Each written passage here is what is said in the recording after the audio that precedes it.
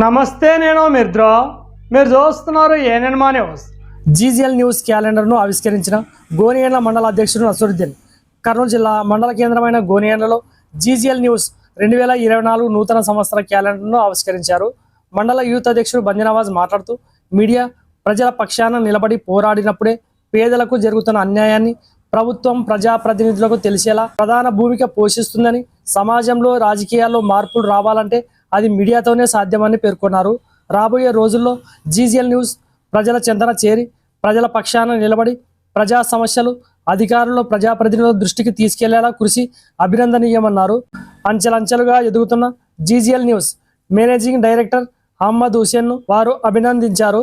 ఈ కార్యక్రమంలో ఎంపీటీసీలు పద్మనాభం, సప్లయర్ రఫీక్, వైసీపీ నాయకులు నద్దిముల్లా, చికెన్ రాజా, మాజీ ఎంపీటీసీ తిక్కస్వామి, రాళ్లదొడ్డి మహమ్మద్, గౌస్, హాజీ, కేకే బంజనవాజ్, రిపోర్టర్లు రంగస్వామి, దండుకాజా, ఈశ్వర్, మన్సూర్, కర్ణాకర్, జయన్న, రుద్ర తదితరులు పాల్గొన్నారు.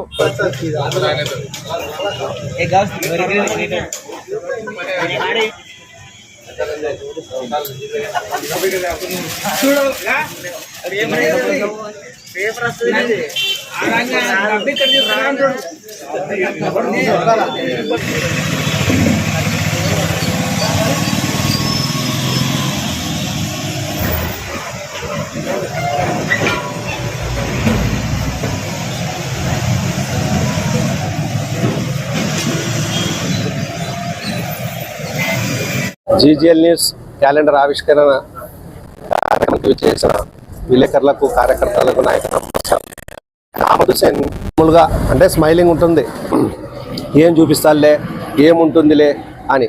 కానీ నవ్వుతూ ఉన్న వాళ్ళు నవ్వుతూనే ఉన్నారు. కానీ అహ్మద్ హుసేన్ మాత్రం జీజీఎల్ న్యూస్ తీసుకొని ఎక్కడికో ఎంతో అంతకు ఎదిగాడు. ఫస్ట్ ఒకటి నుంచి స్టార్ట్ అయ్యి ఈరోజు 15,000 మందో 20,000 మందో సబ్స్క్రైబర్లు స్థాపించారు.